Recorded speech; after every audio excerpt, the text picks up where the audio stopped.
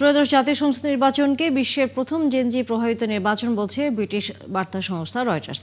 2009 সালের পর সবচেয়ে প্রতিযোগিতামূলক নির্বাচন হিসেবে দেখা হচ্ছে এবারের নির্বাচনকে। রয়টার্সের প্রতিবেদনে বলা হয়েছে, ক্ষমতাচ্যুত প্রধানমন্ত্রী শেখ হাসিনার শাসনামলে বিরোধী দলগুলো অকার্যকর ছিল।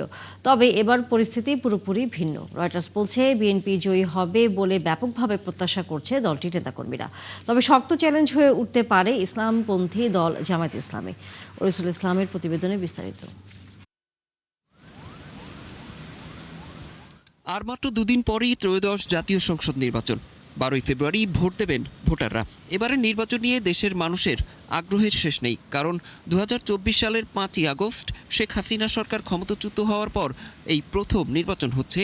এছাড়া এই নির্বাচনে অংশ নিচ্ছেন প্রয়াত প্রধানমন্ত্রী বেগম খালেদা জিয়ার ছেলে তারেক রহমান। প্রায় 17 বছর নির্বাসনে ছিলেন তিনি। এছাড়া আওয়ামী লীগ সরকারের আমলে নিষিদ্ধ থাকা ইসলামপন্থী দল বাংলাদেশ জামায়াতে ইসলামীও আছে নির্বাচনের মাঠে।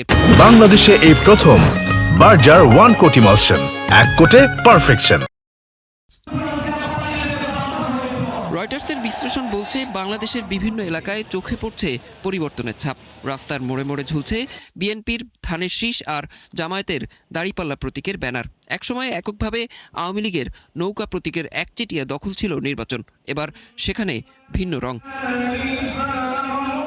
রয়টার্সের প্রতিবেদনে বলা হয়েছে, গত 1 দশকেরও বেশি সময় ধরে জাতীয় নির্বাচনের সময় রাজপথে ছিল না বিরোধী শক্তি। শেখ হাসিনার শাসনামলে কখনো নির্বাচন বর্জন, কখনো নেতাদের ব্যাপক গ্রেপ্তারের কারণে রাজনীতির মাঠ প্রায় একচেটিয়া ছিল আওয়ামী লীগের দখলে। কিন্তু এবার চিত্রটা পুরোপুরি উল্টো। বৃহস্পতিবারের জাতীয় নির্বাচনের আগে ভোটে নিষিদ্ধ আওয়ামী লীগ আর রাজপথে সক্রিয় বিরোধীরা। 2009 সালের পর এই প্রথম বাংলাদেশে সত্যিকারের প্রতিদ্বন্দ্বিতাপূর্ণ নির্বাচন হতে যাচ্ছে বলে মনে করছে তরুণরা।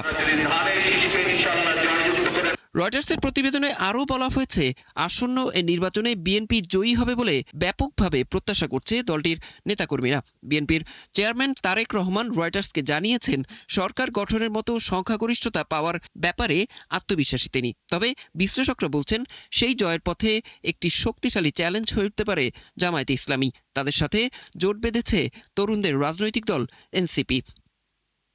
ঢাকার সেন্টার ফর গভর্নেন্স স্টাডিজের নির্বাহী পরিচালক পারভেজ করিম আব্বাসীর বরাত দিয়ে রয়টার্স বলছে, জনমত জরিপে বিএনপি এগিয়ে থাকলেও এখনও বড় সংখ্যক ভোটার সিদ্ধান্তহীন। বিশেষ করে জেনজি ভোটাররা নির্বাচনের ফল নির্ধারণে বড় ভূমিকা রাখবে বলে মনে করে রয়টার্স। বিশ্লেষকদের মতে, এই মুহূর্তে বাংলাদেশের রাজনৈতিক ও অর্থনৈতিক যে অস্থিতিশীলতা চলছে তা থেকে উদ্ধারের জন্য একটি সুষ্ঠু নির্বাচন খুবই জরুরি। তাছাড়া সামনের দিনগুলোতে এশিয়ার 2 পরাশক্তি চীন ও ভারতের সঙ্গে বাংলাদেশের সম্পর্ক কেমন হবে তাও অনেকাংশে নির্ধারণ করবে এই নির্বাচন। ওরিসুল ইসলাম, 71।